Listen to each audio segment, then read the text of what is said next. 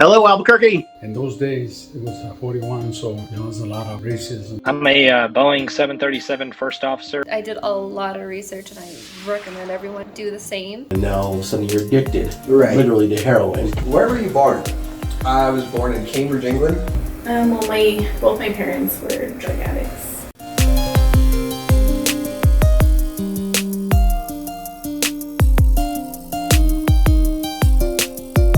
Welcome back, everybody, to part 2 of my conversation with my good friend Eric Martinez. Eric, welcome again. Thank you very much. Yeah, man. I can do this again. We'll do this every day if you want. I'm down. So, last time we covered a lot of what's going on in your world as far as your podcast goes, but we didn't really talk about a whole lot of other projects that you have going on. So update me on what's going on in your world. Well, I mean, right now, what we're doing is I'll be going to Atlanta in a few weeks to finalize a deal for my own cigar brand. Oh, yes, we did discuss that. Yeah. I'll be doing that. I'm pretty excited about that because it's been a long time coming. I've had quite a few people ask me if I'm ever going to come out with my own signature brand. And Yeah, why not, man? yeah, I'm going to, and I can't wait to reveal the name. I'm going to be revealing the name here real soon. Cool. And you'll appreciate it. Trust me, when you see the name and you understand what it means, you'll get it right away. Okay. But after we go to Atlanta, we're going to be visiting the actual cigar factory where my cigars are going to be made in the DR. Yeah. So we'll be out there shortly after. I've got several new movies coming up that I'm going to be filming. One is called Relapse. The other one's called Do or Die. And I got probably 6 or 7 more projects on the horizon that I'm going to be acting in, and I'm also producing. Nice. So I'm really excited about that. What just for my own curiosity's sake, what do you find more fulfilling? I would say, like, do you like the directing side more, or do you like the acting? Because a lot of times you see actors that get into the business and for the love of acting, but I don't know, it's like inevitably everybody works their way behind the camera and that's where they stay. It's like the more comfortable Yeah, spot. well, I mean, here's the thing. Like, I guess for me, just because I love the art of filmmaking all around, I never saw myself as a producer or a director. I just did it because I wanted to learn. I wanted to learn other avenues of filmmaking, right? Sure. But acting is my first love. People ask me that all the time.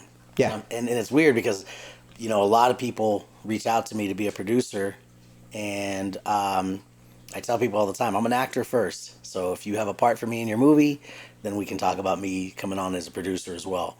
But there are some projects that I've helped produce that I wasn't in front of the camera at all, and I'm really proud of these projects. And Yeah, as you should be. yeah, I mean, I think all the way around, it's anything that you can do to be involved. I mean, obviously, as an actor, I want to challenge myself with different roles. I want to challenge myself with different projects. But I think at this point, I just want to work. You know what I mean? Yeah, no, I hear that. It's I found myself for a while there trying to pick and choose what I wanted to do, and then it just got to the point where I was like, you know what, I'm not going to do that anymore. If it comes my way and it makes sense and it's something that I enjoy and I can sink my teeth into, then I'm going to do it. What, you don't want to, like, just pass on everything because you think you're too good for it, or what? No, I mean, well, and it wasn't that. I think what it was more than anything is I didn't want to be typecast because everything I was getting. That was actually what I was going to lead to. Everything that I was getting was the bad guy. I was the bad guy in everything, right? Well, I mean, look at you. You're huge. Yeah. I mean, not in height, not in height. I'm only joking. But no, I just everything. Everybody was like, "Man, you make a great bad guy. You got this look about you, this kind of like stocky build." So, But also, don't you think that that's something that you should embrace? No, I mean, trust me, I don't mind it, but I also I find that for me, and I can't say this for everybody, but I find for me that those kind of things come so easy to me that I want something that scares me. I want to do something that really pushes my limits and boundaries as an actor, right? Okay. Whether it's comedy or a rom-com or even a horror. I don't mind doing a horror. I got several that I'm doing later this year. That would be fucking fun. Yeah, so I'm doing several horror films later this year, but I I just wanted to expand. I didn't want to be the quintessential bad guy. Now, don't get me wrong. Danny Trejo and Noel G have had wonderful careers of being nothing but bad guys, but I've also seen them in projects where they've gotten to stretch their acting ability a little bit more. Sure. And for me, that's what I want. So, like, I'm in line to do a Christmas movie this year. I'm in line to do a rom-com. I'm in line to do some action films. So yeah, it's for me. I want to expand. Don't get me wrong. If I have to reach back into the pocket and pull out that ace card of being the bad guy, I always have that. There is nothing wrong with that. Yeah, no, there's nothing wrong with it. And I'm not saying like feed into the typecasting. I'm just saying like if it comes your way and it's work, it's better than not working. Is 100%. my own point. Yeah, 100%. And again, I think I changed my attitude towards that as of recent, just simply because I want to keep that attitude of gratitude. Like, I'm lucky to even be doing this, and I don't want to be one of those people like, nah, I'm too good for that, or nah, I understand. I'm passing on. I'm in this business because I love it more than anything. So I wanted to kind of just keep true to that. Dude, I'm telling you, if somebody came up to me and was like, "We want you to play a Saudi Arabian prince," I'd be like, "I'm in. Let's do it." Right? They'd be like, "I'm only joking. Look at you." Yeah. I don't care. I'll do it. Yeah. Right. Absolutely. Yeah. I want to know what your favorite project is that you've done. What was your absolute favorite and why? Man, oof. Gosh, that's a hard question, to be honest with you, because all of them, everything was really special to me. No, I get that, but there's got to be one that stands out for whatever reason above the rest. Honestly, then I would have to say probably my very first one, Love Lies Bleeding. Sure. With Christian Slater and Jenna Dewan. Christian Slater, to me, he's our generation's Jack Nicholson. So Okay. He's one of my favorite actors of all time.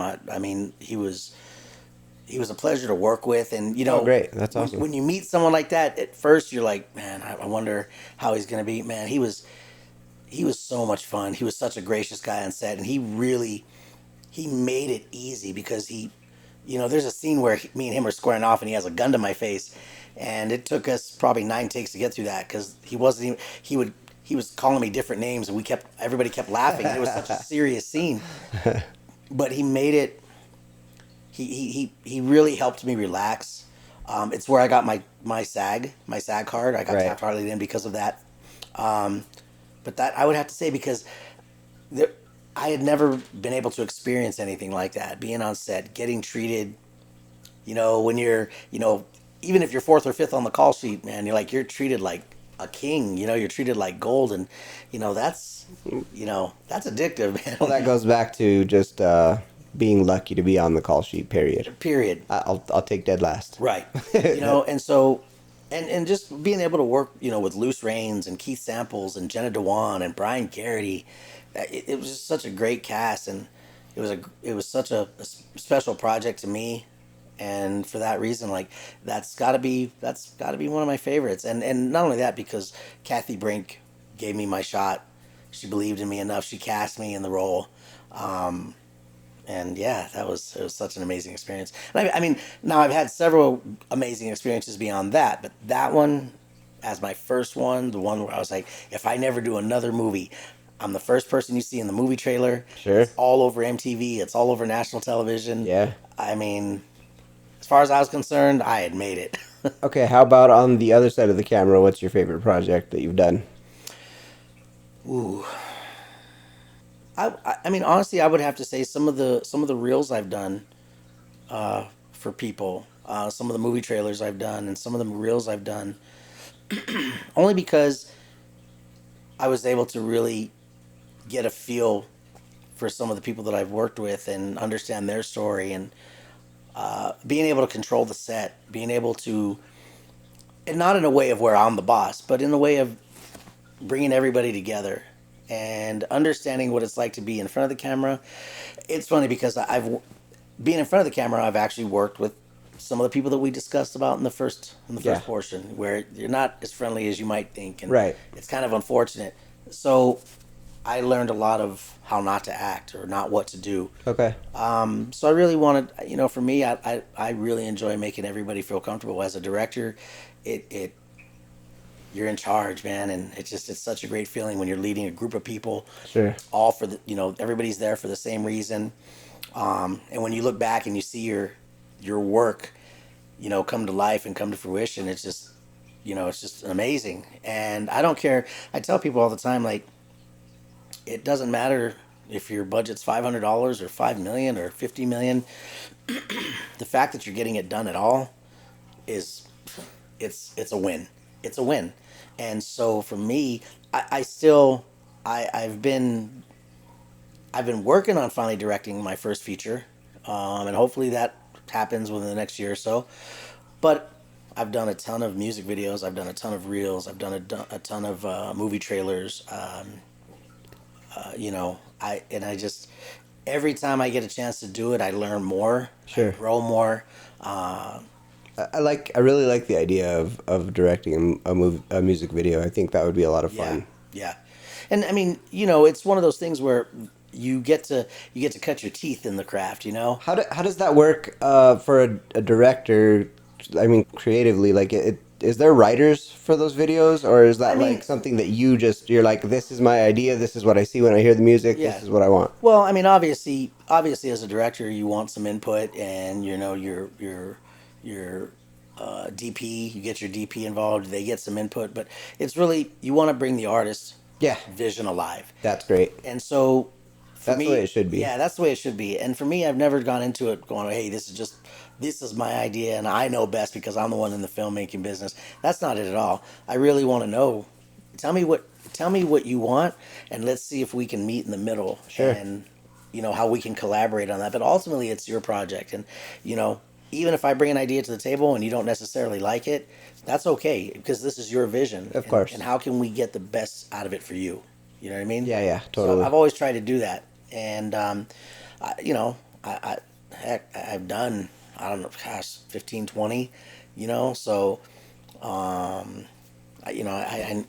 know that everybody has had an incredible experience, and I love doing them. I love doing music videos. I love doing reels. I love doing the trailers. Just the whole creative process of it. Of course, that's awesome. Talk to me vulnerably for a minute here. How much does your I don't want to say checkered but spotted past, how much does that play into who you are on and off screen? Does your past and what experiences you've been through play a role in how you portray things on camera and how you direct things? Not necessarily how I direct it, because a lot of times being a director, it's a collaborative effort into a lot of different people's ideas and visions. And ultimately, as a director, you should have the final say. Right. But, because that's what you're there for. As an actor, again, playing a bad guy is easy for me because I tap into the dark places in my past and I just go there. Now, is that from a place of anger or is that from a place of vulnerability and like sadness? It's a place of all of it. I mean, depending on the character that I'm playing, if there's an element of anger, or there's an element of aggression, or there's an element of sadness, it all plays into me building the attitude around this character. It plays into me being able to create a backstory and to fill in the blank spaces. Being able, the really cool thing about most of the stuff I've done is that the directors have really allowed me the freedom. They give me kind of the basis of what they want to see, Right. but they have allowed me the freedom to do what I want with the character. Now, there are some people that I've worked with that were like, no, we want it. There's a certain way we want this, and we want it just this way. Right. You're in this box. This is where we want you. But there have been some other people that I've worked with them and like, man, Eric, like.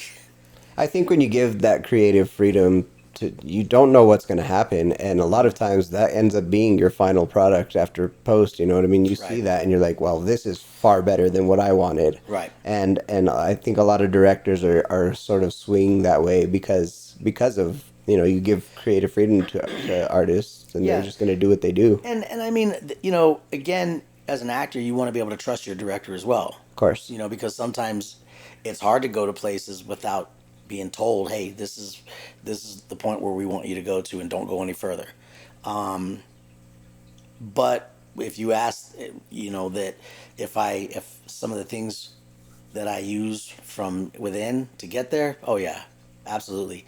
Um, I did this. I did this independent film it was a while, like 4 or 5 years ago, and I played this like drug dealer, and I was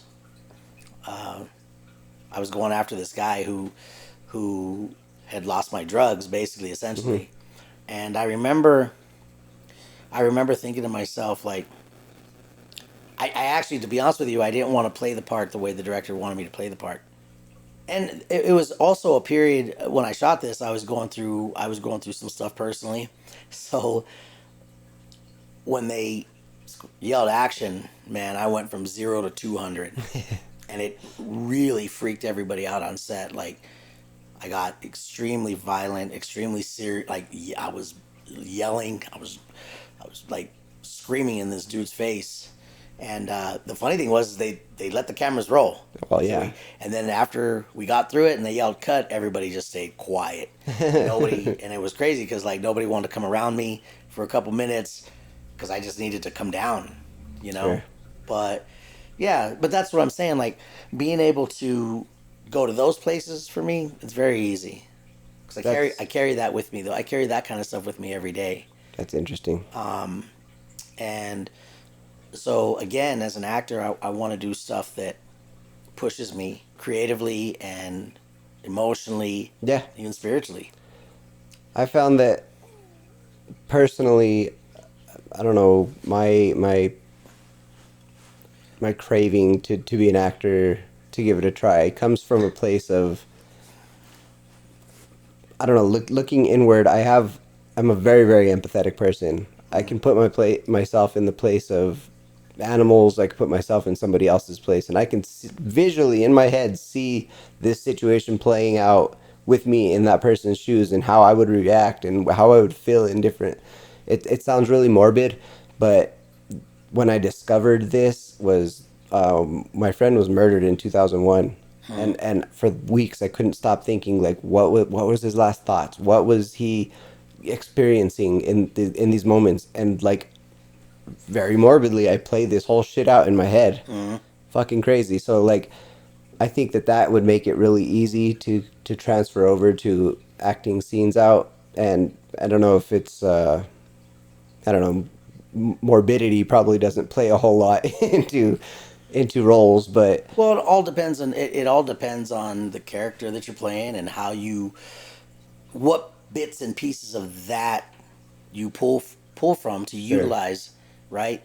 And I mean, listen, there were times when I overdid it, and there were directors like, "Hey, we need to pull that back a little back bit." off. Yeah, that's I mean, but it's one of those things too where that's why I'm saying, like, I like working with directors that I can trust, directors that are okay with saying, "Hey, that's not what we want. Yeah. Pull back a little bit, or give me a little bit more of this and a little less of this."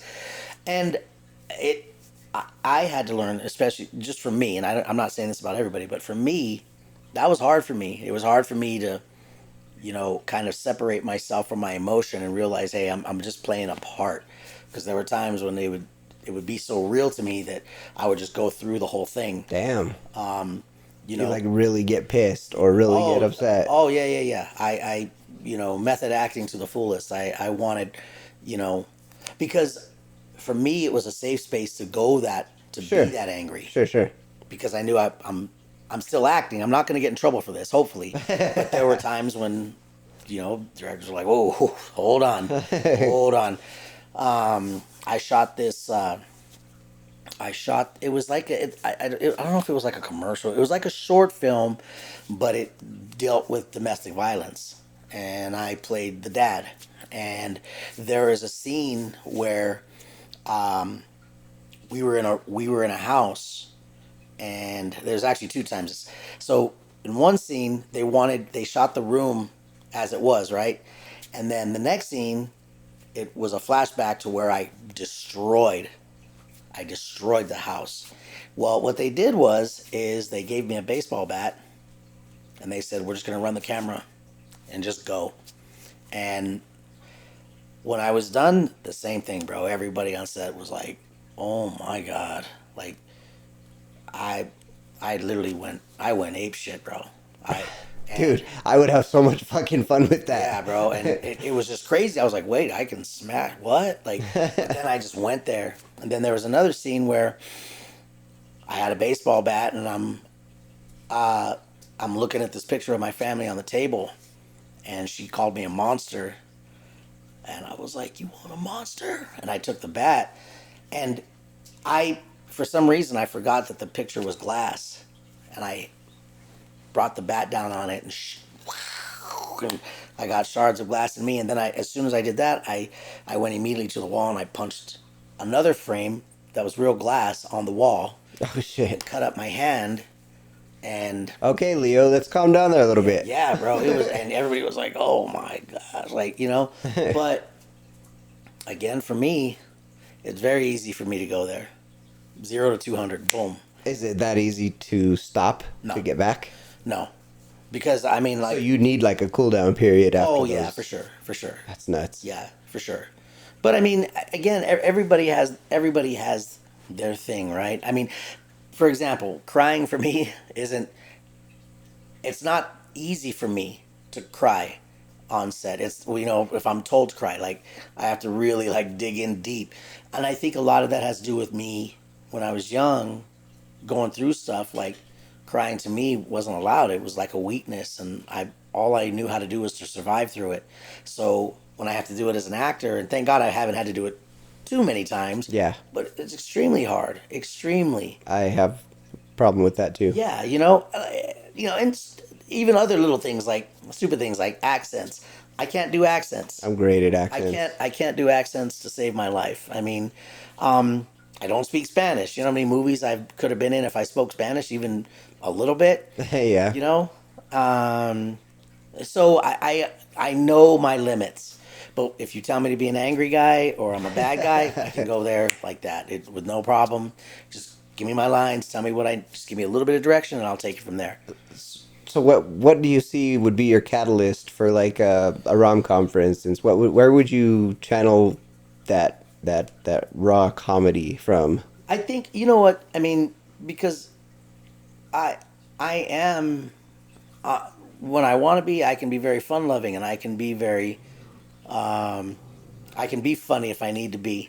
I think so, anyway. I mean, being able to do it, you know, it was funny because I was watching one of these roundtables with THR, the Hollywood Reporter, and it was Adam Sandler, Jamie Foxx, Shia LaBeouf, Tom Hanks, and Adam Driver, and Robert De Niro.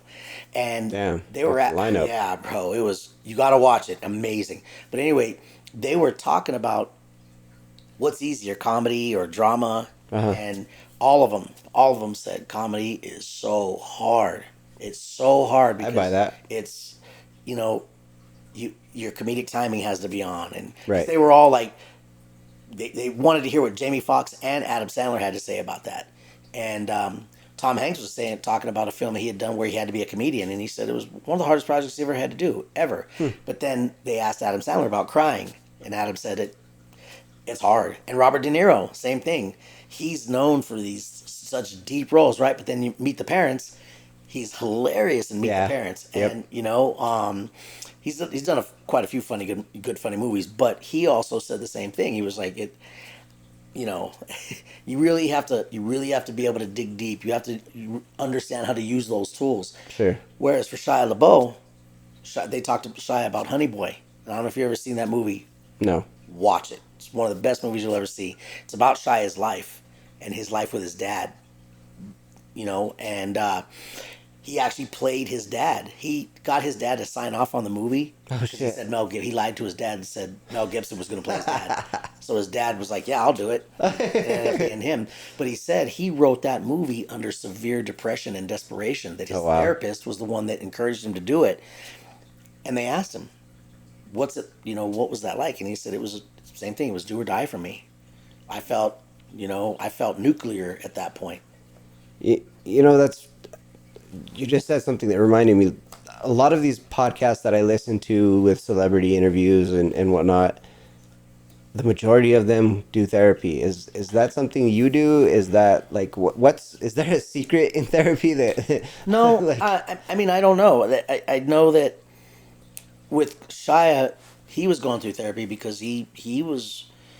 I mean, he's been in a bad place for a long time, and you know, even recently, he talked about how he almost killed himself because of the stuff that had come out with his ex-girlfriend and how she accused him of beating her, and how he said he felt like, I mean, he got blacklisted, he got canceled, and nobody would work with him. And I don't know if you've seen the interview with him and Johnny Berthenol. Amazing, watch it, because it was the first interview that anybody would do with him in years. And they told Johnny, like, you're crazy, don't do it. Yeah. But Johnny worked with him in the movie Fury. Okay. I don't know if you've ever seen that. It's a war movie with Brad Pitt and Shia and John.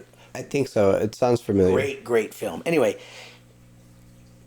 Johnny really had him open up, and he talked about how when he was with his therapist that, you know, he went through these therapy sessions and nobody, his agent, his managers, his friend, nobody would talk to him. Nobody was reaching out to him. Nobody cared. And the girl that he's married to today was the only one that ever reached out to him. And he just talks about how much therapy has helped him, even as an actor now, to get through different emotions. But I don't know. I couldn't tell you accurately if all those in that round table. I know a lot of actors do. A lot of actors go through therapy. But it's for many different reasons, right? For me, I was with a counselor for a while, and I can tell you that I wish I could have probably continued seeing her because, you know, she brought out a lot of things in me that have been suppressed, and that I held on to, and but again, it was a period in my life where it was kind of more ordered than anything. So I went along with it, and it ended up being a great experience for me. But it also made me realize, like, wow, like I'm broken in many ways. Well, I mean, in a small way, everybody is, you know. Right. And personally, I'm not a fan of therapists. I'm not a fan of therapy in general, I guess, in the professional sense, because I've never been big on the idea of going to somebody to tell them your life when they don't have any kind of even outside perspective of it, only just from a distance. But what I've always gotten therapy from is chatting with friends, like having really deep, getting vulnerable, letting shit out. And you find out that a lot of people have shit in common that's real grim or really happy or really successful. You surround yourself with these like-minded people, and in a way that's therapy in itself. But you know what? I used to feel the same way you did, bro. I didn't really believe in it. But when I was with the lady that worked with me, and she worked with me for 3 months, I can tell you, it really changed my perspective. And one of the biggest reasons why is because I knew, because she didn't know me personally, because she wasn't personally invested into me, there would be no judgment. It was very freeing knowing I could say things to her that I would probably still never admit to 90% of the people that have been around me. It was a safe space for me. I could talk about it without being judged, without being no opinions, no ridicule. It was just an open space. Like, just tell me, let it out. And sometimes people need that because listen, I've talked to really good friends, really good friends. I've had those same conversations like you. Yeah. And, you know, I've had some of those really good friends be like, wow, man, now that I know that about you, you know. Okay, well, but see, that doesn't make that a good friend. That's not that's not what I'm talking about. What I'm talking about is the people who aren't going to judge you. They're like, dude, don't worry about it. I did some worse shit. Like, and that's all. And listen, I've had those kind of conversations too, and it's always it does for me. I've felt I've had great. I've had great experiences in that as well. I'm just saying, whatever works, as long as you've got an outlet for that. Oh, for sure. That's Yeah. fantastic. Yeah. Either way.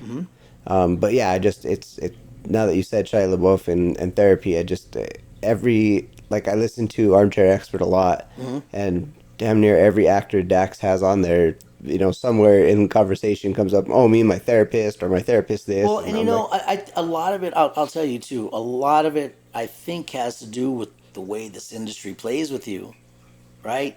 Because you get taken to these extreme highs, and then, you know, you can hit extreme lows. Yeah. I mean, and not to, I won't mention any names, but I have a friend that I've watched go through this for years, you know, that has had extreme success and then go to an extreme low because they feel like everybody has forgotten about them. They haven't been able to work as much as they'd like to. It plays with you. That's crazy. And I know a lot of people in the business like that. I know a lot of people that you see every day on TV that are battling that. That's so weird. That's so deep. It's imposter syndrome. You begin to think that you're not as good as you really think you are. That you don't deserve the success that you're getting. That people from the outside are judging you on every level. I mean, and I know because I've again, you know, watching it from that side of it.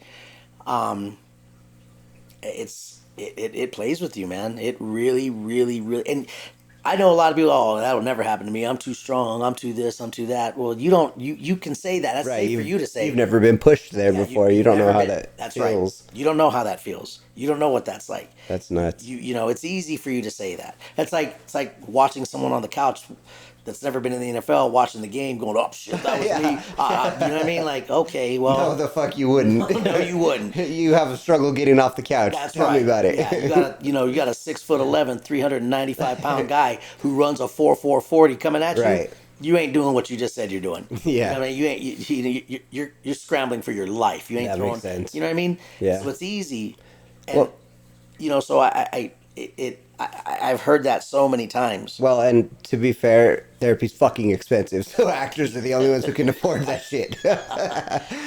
So I get my therapy. I'll continue to get it from friends. That's right. That's right. So, what else? Is there anything else you got going on aside from the movies? Aside from the cigars? Like, how's your...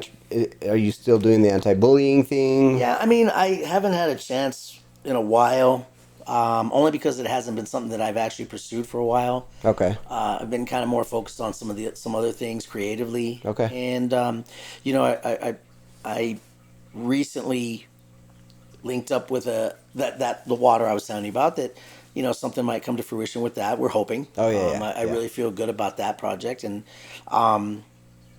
but. Yeah, I mean, again, there's several projects that are out there that I'm a producer on and an actor on that, you know, that I'm working with some amazing filmmakers, and again, it's just that daily grind, you know, just always being able to do something, and to be able to kind of like diversify your talents and spread them out a little bit, and you know, get into other things that creatively help you grow and help you learn. So I find myself doing more of that now. I you know, I talk with my agents and I talk with my manager, and you know, I'm always kind of putting a bug in their ear about certain things, and you know, working collectively to see what's out there, see what's filming, and see what's casting. So I've kind of learned to not worry about it so much. That's good. That's very healthy. I mean? Yeah. Yeah. I mean, you know, I once, like, I think I said this in the last episode that we did about Bryan Cranston. Yes. Yeah, and it's like, you know, kind of taking on that attitude it's been very freeing. You know, you audition for something. I mean, I used to be that guy where I'd audition for something, I'd just like watch my phone constantly, and if something didn't come up, man, call my manager, call me like. But what? I think a lot of that has to do with excitement as well. There's this, you know, like anxiety over, am I going to get this or am I not? And if but again, it's like, you know, casting directors. I think it's something that's crazy, but I feel like casting directors and producers, they can smell desperation. You know what I mean? And if they think you're desperate, I mean, again, I can only speak from my experience. But if you sound desperate and you're acting desperate, you know, they're gonna pass. They're gonna pass. You know, I mean, if you walk in, hey, this is who I am, and for these 2 minutes, 1 minute, 2 minutes, 3 minutes I get within the room with you, I'm gonna leave it all on the line. Sure. You know what I mean? And I know a lot of actors who have that type of attitude. They walk into an audition, and if you want me, you want me. If you don't, you don't. All good. Yeah. I gave you what I could. I did the best that I could. And if it's not this one, maybe you like me for something else. I mean, but you have to understand, James, it's hard on all those levels. I mean, you got, casting directors really want you to win. They want to be able to say yes, and Yeah. we're going to use you. But you've got casting directors in projects now, man, they're seeing thousands of people for one role. Yeah. And their reputation is also on the line. That makes sense. You know what I mean? That's kind of a scary position to be in. Yeah, I mean, you don't want to be the casting director that you see someone, you like them, you think they're great, then you put them on set and they totally bomb. And everybody's looking at you like, what the like, for real? You let this guy come through? Like, you don't ever want to do that. So it's one of those things where I used to take it really personal. Like, oh, okay, like I'm not even going to audition for this one because they hate me. And it wasn't that. I wasn't right for that part. That makes sense. And so when you take on that attitude and you just understand, hey, guess what? Even if I had 40 auditions this month and I didn't get one of those parts, I still got to act. Sure. I still got to practice my craft. I still got to put it in front of people. And hopefully I left them something that they can remember me by. I can't tell you, James, how many times I've auditioned for people, didn't get the part that I auditioned for, but got a part that they worked on another project because they're like, cool. Man, we saw you. We know you got the chops, right? I'm going to try to audition one of these days. Just to fucking experience it. I mean, you should, bro. Just for the fun of it. I mean, you should. Not seriously. Yeah, and guess what? Watch. You're going to go in just messing around, not take it serious, and you're going to get a lead role in something. Yeah. Watch. I'm going to be like, I'm sorry, I'm too busy. I was just here to see what this is like. I don't, you can't afford me, sorry. Then they hit you with a $500,000 check. I'd be like, I'm sorry, my schedule just freed up. Yeah. We're good, let's go. Right? Yeah. I'm playing this Arab prince and I'm good at it. Yeah, that's right. That's right. Weird thought, just random out there, but I remember not too long ago, this is probably one of the last times we hung out before we had a little gap in I mean, you got busy, I got busy, life and whatnot, but you invited me and Sarah to the Rio Rancho Event Center to go see the Cirque du Soleil. Mm-hmm. That was a really good time. Yeah. We discussed a lot about a post-production company that you were planning and working on. Is that still in the process? I mean, I would still one day like to do that. I feel like it's a great business to be in. I feel like there's still a lot of opportunities out there. But again, my goals have shifted. My direction has shifted. So for me, it's not something that I'm totally have forgotten about. I'd still like to one day have my own production company. But again, my goals have shifted. Things have shifted for me to where I want to focus on other things right now. Sure. And I mean, I like where things are at right now. That's great. Just simply because, it's more of a kind of a controlled environment. Sure. And I can focus more on the things that I really, really want to focus on, as opposed to trying to constantly wrangle people and keep people engaged, and keep people interested, and convince people. Like, I've said it 1,000 times. If you have to constantly convince the people around you to see your vision, they're not the people that should be around you. You know what I mean? Yeah, and you're not wrong. If you have to constantly, motivate them and edge them on, and man, and I think for the longest time for me, not that I feel like neither I nor they had good intentions. Just when you're the only one with that vision and you feed that vision every day and you feed that fire every day, it is hard for other people, especially if they don't see anything happening for a while. I mean, it takes a lot of hard work, man. I'm just saying, I have a great example for that. My current job, I waited for 7 years to get to. Mm-hmm. 7 years. That's a long ass time to be waiting to get hired for a job. That is a long time. Meanwhile, I'm working not shit jobs. I enjoyed both the jobs I was working, but I'm doing side hustles. I'm working full-time and part-time, and all of this to get to a career, basically. Mm-hmm. And I feel like that's sort of a parallel to what you're talking about. Yeah, man. I mean, a lot of times you'll find that, and it's hard because, you know, sometimes you get really discouraged by that because you feel like, man, like, I mean, you can't get discouraged by that though. That's people's like people want instant gratification because of the day and age that we live in and technology the way it is. People get instant gratification. Right. You know, you put something on social media and instantly you've got responses to that, whether Right. it be good, bad, or the other. Right. But if people don't see that instant, immediate gratification, whether it be a positive or a negative change, their interest is lost. And I feel that again, that's part of the day and times that we live in. Right. It doesn't have anything to do with you. It doesn't have anything to do with your vision. It's it's an unfortunate side effect. Well, and I think too, like, and for me, I'm not, again, I don't see it as a bad thing. I don't. I mean, I'm just saying that it can get discouraging because you want so badly to be able to, to do the things and to change people's lives and to help people. And man, when it doesn't come when you think it is, or something happens and it sidetracks that, and then this happens, and then life happens. It's just hard, because even like, it's funny, I watched this special with Kevin Hart, and Kevin was talking about that, and his team, the people around him, were talking about that and how hard it was at the beginning, but that they all saw the vision. They got behind him because they saw where he was going. And I've had the pleasure of meeting him, and it was he was an easy person to gravitate to because his vision was so grand and so powerful. And they even said a lot of times he didn't know how he was going to get there. He just knew he was going to get there. And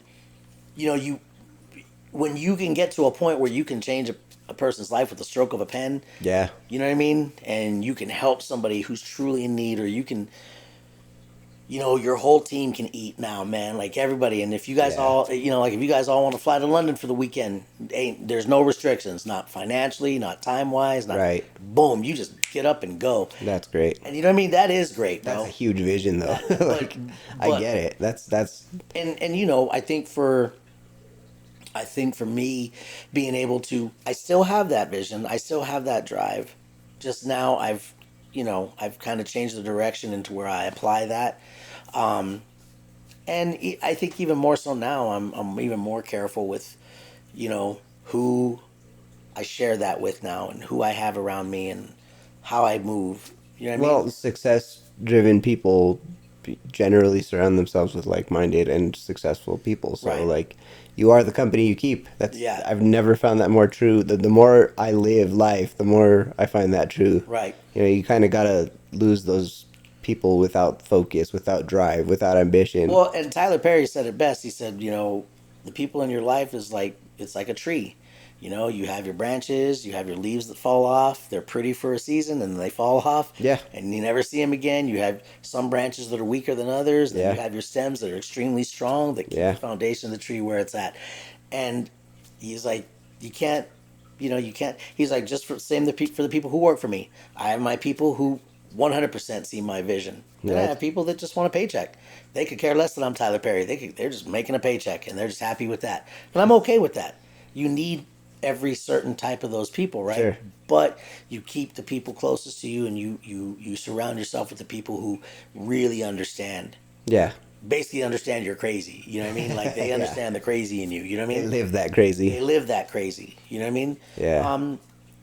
And I think for anybody who's been that successful, James, I feel like they all probably felt like you and I did. Like, man, that's a huge vision, and that's scary. But see, I can say that's a huge vision, but I'm also like, that's an exciting vision. That's great. That's a very positive thing. That's not like, I'm not trying to say that that's a huge vision. Like, don't go for it. That's beyond what, it's nothing like that. I'm like, that's great. By all means, shoot for the moon. Yeah, there's no fucking need to restrict yourself. Well, and I still believe that, you gotta speak on it. You gotta manifest it. Absolutely. You have to. Bro, I believe in a few things, and it's manifestation through positive thought and karma. Those are fucking things I live by. Right.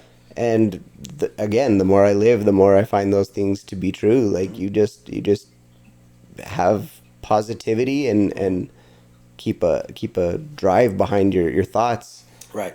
Don't be a negative person. Don't be an asshole. And Yeah. good things happen. Yeah, for sure. For sure.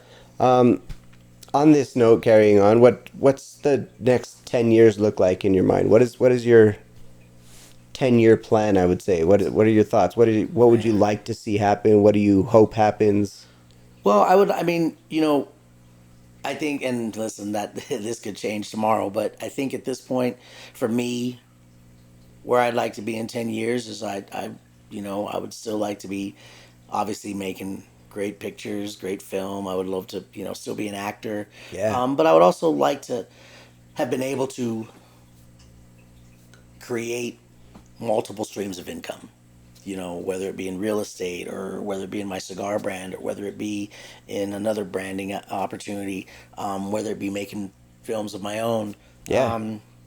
Just, having multiple streams of income and creating the type of opportunities where you don't have to negotiate, you don't have to beg for help, you don't have to, Yeah. I mean, because I can tell you, bro, that gets tiring, man. I mean, I live that life too. I know. I mean, just hoping someone will believe in you enough, or hoping someone's going to give you an opportunity, or hoping someone's going to, give you a shot or believe in you. Man, like, it just gets so exhausting. And that's why I say, like, to be in this business, you have to be a little bit crazy. You have to be a special kind of stupid, because it takes that unreasonable attitude. And I've said this before, like, if you're reasonable in this business, it's going to be tough, because you're going to be less likely to take chances and take risks, and it's going to be hard for you to take the no's, right? Yeah. If you're unreasonable, I mean, you're swinging for the fences every single time. Yeah. And you're not taking no for an answer. You're going to continue to pound the pavement. The squeaky wheel gets the oil in this business. And,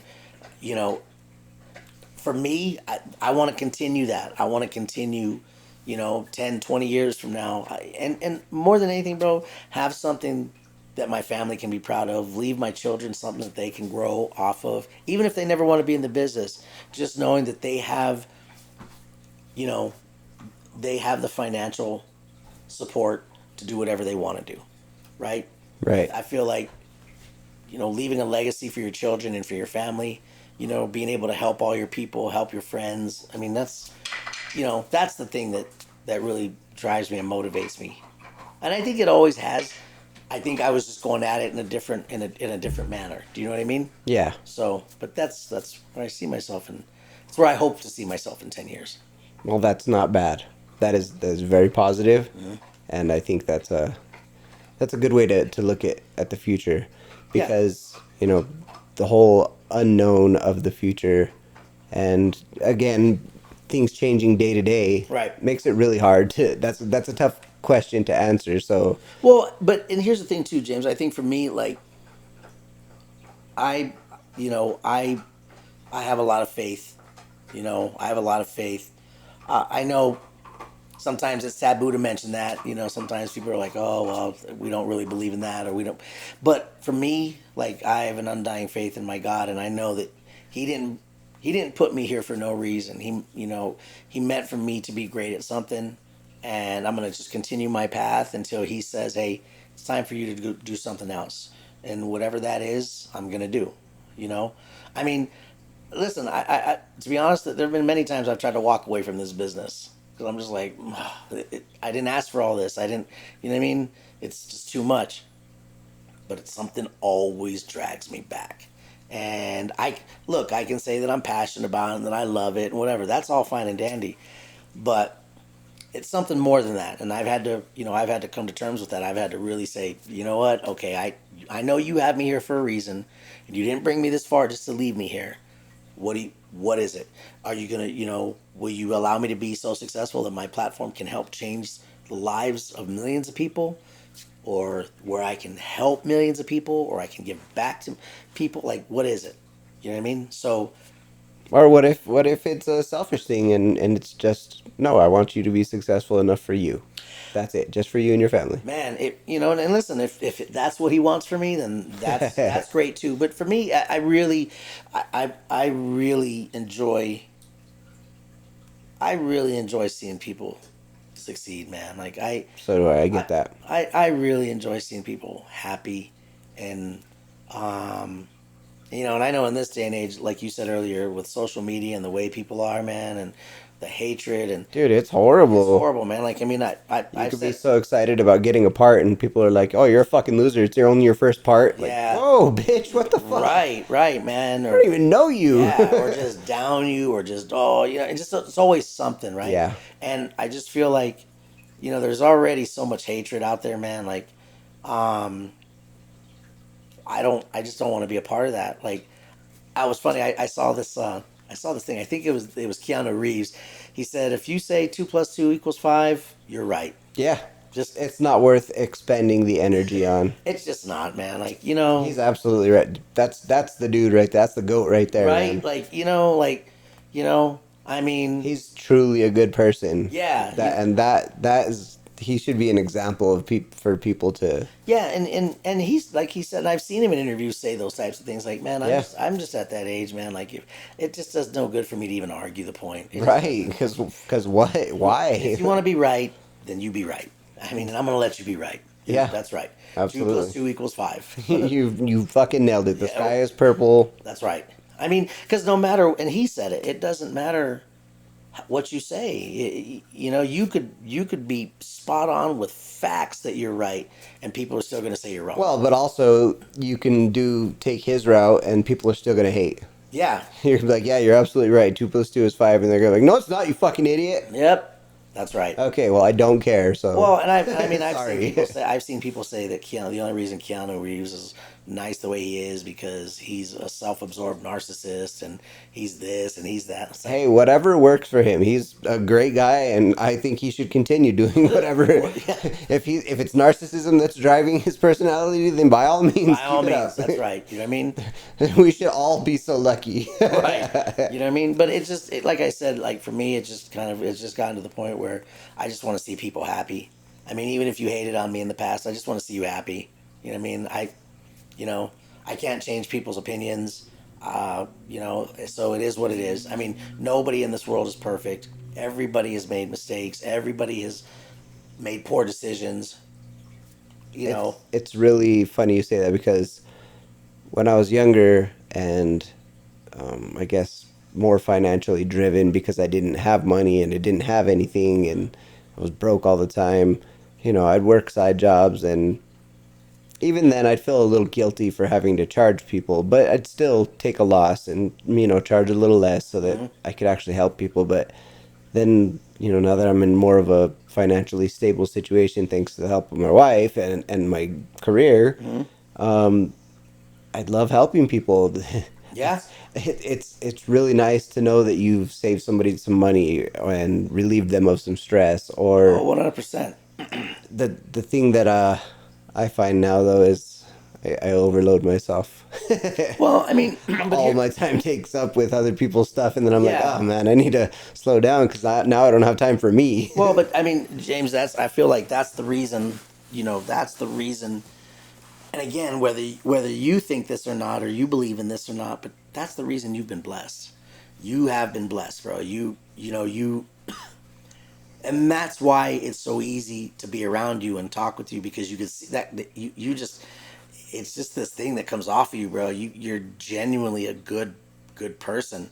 That's really nice of you to say. I appreciate and it. it's not, and listen, I know you're not perfect. I'm sure there's things in your past that you're like, man, I really made some mistakes Oh, here. yeah, I've been a piece of shit. Yeah, but to where you are today, and you understanding that what hard work is and where it's gotten you. I mean, look at you, bro. You live in a beautiful house. You have a great you have a great marriage. I mean, Yeah. you have amazing dogs. I mean, you have a good career. You're getting to do what you love. Yeah, thank goodness. I Man. mean, and you see what I'm saying? So those are all blessings.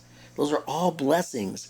You know what I mean? And because you continue to be who you are, you're going to continue to be blessed. You're going to continue to see good things happen. That's really nice of you to say. Thank you. You know what I mean? For I'll real. take the compliment. I Yeah. appreciate it. For real. Yeah, well, I mean, it's reciprocated. I feel the same way about you. Mm-hmm. I mean, I don't see you ever being homeless.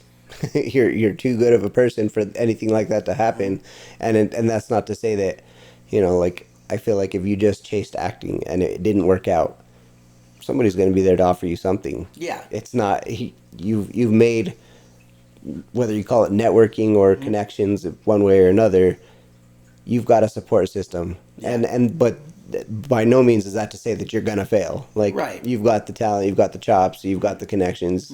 You're gonna make it. You're gonna be just fine as well. But Yeah. yeah, no, I feel the same way about you. Man, thank you. You know, and it's crazy because like you know, I have and I have really good solid people around me.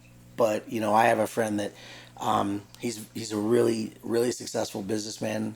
He, you know, and he's the kind of guy, and it's kind of funny because I give him crap about it because he can be hardcore at times, but beyond all that, man, the guy's got a heart of gold, and I've seen him help so many people.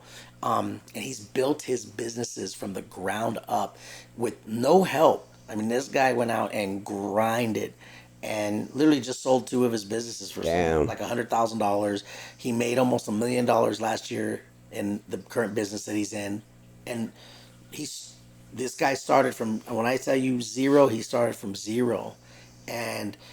But he, like, no matter what, like, if he sees you in need, you know, and here's his thing. He'll help you, but he wants to see you Try. He wants to see you try, right? And I sort of have a similar feeling. you know what I mean? It's like I can help you out of this situation, and I can, you know, take all that stress off you right now.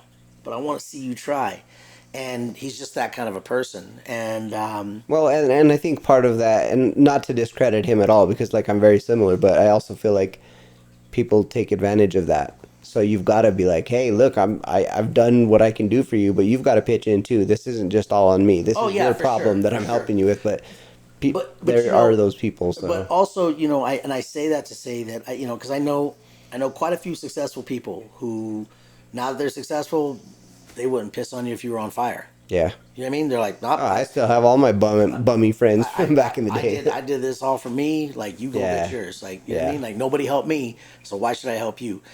My friend that I have now, he's not like that at all. If he sees you in need, he's gonna step in. You know, it's funny because I heard Shaq one time say, "If you're my friend and I see you struggling, you don't even have to say anything. I got you." Yeah. Because I've been there. Yeah. And I know how hard it is to ask for help. I know how hard it is. As a man, you feel deep shame when you feel like you're not providing for your family. Right. Something goes wrong and you can't, like, you know what I mean? Yeah. And that's how this guy is. Like, he's one of those guys, man, that just, and again, I want to protect his name from, you know, keep it anonymous, but he's just one of those people that he really personifies that. And again, I have my whole team right now, they're all like that. But when we were talking about kind of that, you know, those people who personifies that type of attitude and that kindness and that giving, and who's able now to do that for people. Yeah. You know, he's amazing, bro. That's great. Yeah. It's harder and harder in society to find people like that nowadays. It's, you know, everybody's out for themselves again. Right. So it's a weird time we live in, a weird world we live in. Yeah. And you think about all that we've been through, and just most of these people being your age have experienced those same things that you have in life, yet have this completely different outlook on me, myself, and I, not us. It's such a weird thing. It is. And I mean, I think, you know, again, it comes with the society that we live in today. Yeah. You know, we live in this world, like you said, of instant gratification. Yep. If it's in the news or on the media, it's got to be the truth. It's facts. It's facts. It's got to be the truth. Like, you know what I mean? And it's, you know, it's horrible. It's horrible. You know, and I've said this before, like, you got people fearing God, you know, more than, you know, you've got people fearing cancel culture more than they fear God. I mean, they're so afraid of what people are going to say and cancel them out.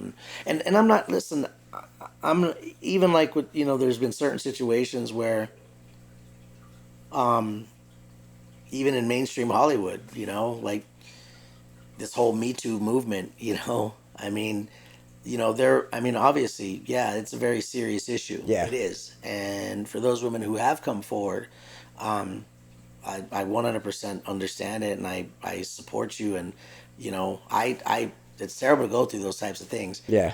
But I don't know if you remember, like when at the height of that, man, there were people coming out of the woodwork. Yeah. Like, you're 55 years old now, and oh, he touched me when I was 6 at the elementary school that we were in, and now you've just ruined this person's life. You ruined their life over a comment like that. No fat, and it didn't even need to be factual. She said it. It's got to be true. Boom. Yeah. Lost his job, lost his family, lost his marriage. You know what I mean? Like Listen, it's life is not as complicated as everybody makes it. Yeah. Be a good person. You'll have a nice, easy life. Be a piece of shit, and bad things are gonna happen. Yeah. If you're so worried about cancel culture, out yourself and get it over with, because it's gonna happen. Or just don't be a piece of shit. Yeah. That's all there's to it. Yeah. Well, and but I feel like too, look at Kevin Spacey. Look at Kevin Spacey. In my opinion, he's one of the greatest actors of all time. I love him, bro. And this guy got accused of some heinous, heinous crimes. Sexual assault with boys and other men. Like, just all this crazy stuff, right? Everybody, he got canceled from the #1 series on HBO. He was canceled from movies. He was cut off from Hollywood.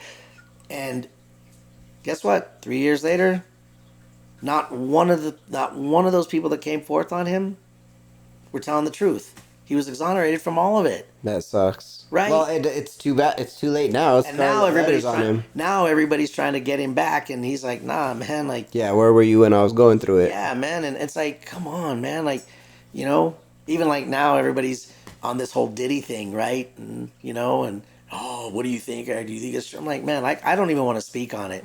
Facts. Yeah. I don't even want an opinion on it. I don't even want to have an opinion on it, man. I will say the last opinion I had on that guy was I was really surprised and impressed that he gave all his artists their tracks, their masters. That was an incredible thing to do. Yeah. That's a huge loss in his pocket. But to be fair, what does that say about what's going on now?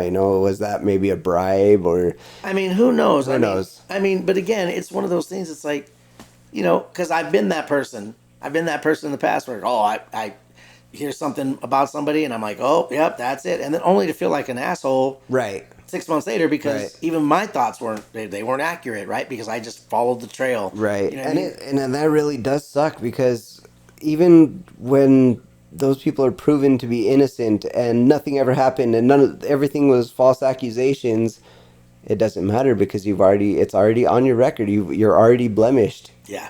People will see you that way regardless. Because we live in a world today where there's no grace. There's no grace, bro. There's no grace. I was having a conversation recently with somebody about separating the art from the artist. Mm-hmm. Michael Jackson. Yeah. SPM. There's so many examples of musicians and actors going through it. But I personally feel like you shouldn't be canceling their music or their movies because R. Kelly, yeah, like so. If you do ignore that, you're gonna lose great art. Yeah. There needs to be an easy way to separate the art from the artist, because okay, so maybe somebody's a piece of shit, but they have like the best song that's ever been written. Why would you want to lose that? Yeah. Just I don't know. It's a real struggle. It is, man. And even because you don't want to support them and give them money, but also you I don't know. But I think life is hard. Life is weird. But listen, bro, I think it goes back to what I just said. There is literally, there is no grace for people anymore, man. Like, you know what I mean? Like, there's just no grace for people anymore. It's like, if you make a mistake or you do something wrong, that's it. It's a wrap for you. It is a wrap, and people come after you like wolves and hounds, and Well, on the other side of that spectrum, though, I see it as karma. Well, but here's the thing. Now listen. I know there's some things that, like there are some things that, I hate to say this, but there are some things that, sometimes just can't be. You can't just bypass. It's like, man, come on, man, like come on. You know what I mean? Yeah. But for a lot of things, like we live in a society, we're not innocent until proven guilty. We're guilty now till proven innocent. And even then, you're still guilty. And even then, you're still guilty. You know what I mean? You could be the best person on the planet, and someone's gonna have something bad to say about you. Yeah. You know what I mean? And people say, and I've heard that before. Oh, well, just don't be a piece of shit, and things will work out for you. I know a lot of people who are great people, and they've had bad shit said about them, and it still doesn't work out for them. You know what I mean? So it's because we live in a world where there's no grace. There's no grace. There's no, you can't even just say, you know what, my bad, man. I stand on it. I made a mistake and I'm sorry. Because like you said, people are still going to be like, oh, you're still a piece of shit. You still, you know what I mean? You're just that dude. Like, then it's terrible, right? And like I said, even with Kevin Spacey, like I was heartbroken when all that happened. And in my mind, I was like, man, I hope it's not true. I really do. But all this stuff started popping up and surfacing. And you know what, man? 3 years later, none of it was true, and everybody jumped on the bandwagon. Everybody had an opinion. Everybody had something to say. Can you imagine how those people feel today? Because now he's not talking to any of them. I can almost guarantee you none of them give a fuck. You're probably right. People are so conceited and into themselves that, oh well, it happened. It was what it was. Yeah. Well, no, you're probably right. And it's unfortunate. I hate to be that way. I'm not a negative person, but reality. Right, and that's what I'm saying. I mean, if we had a little bit more grace for each other, Sure. and a little bit more empathy. Empathy. If we just had a little bit more empathy. People don't. No, not at all, bro. Not at all. That's a hard trait to come by. It is. Most people will cut their nose to spite their face. Yeah. You know what I mean? Yeah. It's hard for someone to say, I'm sorry, or to not have an opinion at all. Yeah. Hey, you know what? I don't even want to listen. It is what it is. I wish nothing bad on that person, but that has nothing to do with me, and Sure. I don't even want to be a part of the conversation. Well, there's that speaks wonders to bandwagons. Everybody jumping on board because somebody else did it. Yeah. And it has nothing to do with fact, reality, nothing. It's just, hey, I want to do that too. Right. That looks fun. Yeah. You know what I mean? And you don't even know. Unfortunate. You don't even know, you're ruining somebody's life. You're ruining somebody's life. But again, like you said, there are true victims out there who definitely deserve to be avenged. For sure. The justice. 100%. 100%. It's just an all-around mess. Mm-hmm. It's messy. It's messy. 100%. So all you can do is really just navigate you Yeah. and just, do your best. And do your very best. Try not to be a piece of shit. Yeah, try not to be a piece of shit and just,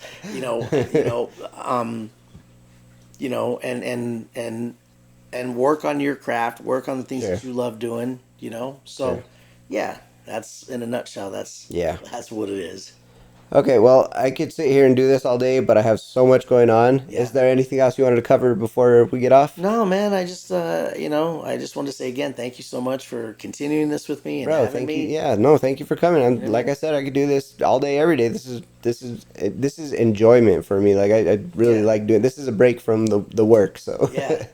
Why don't you do me a favor and shout out your socials and where people can find you and look you up? Well, just right now, most of where I'm at is on LinkedIn. I find that LinkedIn is, and you just find me by pulling up my name. LinkedIn is, it leaves all the riffraff out. You know what I mean? Yes. You don't see duck faces on LinkedIn. And hey, man, let's keep that quiet because I don't want the riffraff to find out and be like, oh, we're not on there. Yeah, right. Yeah, but it's really a place for professionals. That's great. Lots of great networking that goes on LinkedIn, so that's where I'm at, Cool. So. All right. Well, you heard it here. Please like Eric on LinkedIn. Check out what he's done. Mm-hmm. Keep an eye out for his cigar brand coming out soon. And I'm sure I'm going to have you on again in the future. Oh yeah, for sure. Absolutely. And I've got a few people I'd like to recommend that you have on as well. By all means, man. For sure. My list keeps growing every freaking day, so it's my calendar's filling, but I've always got room. I'll find room somewhere. Absolutely. So. And again, man, James, you're doing a great job, bro. Let me Thanks, give you. Man. Appreciate you. I know I've been kind of shouting you out this whole time, but no, thank you. No, for real, bro. You're doing such a good job on this, man. And continue doing it, man, and giving people a voice, and even like you said, you're giving the average Joe the opportunity to speak his truth and speak on what they do and who they are, and I think that's great, man. Well, to that note, thanks for listening. Thanks for coming by again, man. I appreciate you. Thank you very much. We'll see you later. All right, buddy.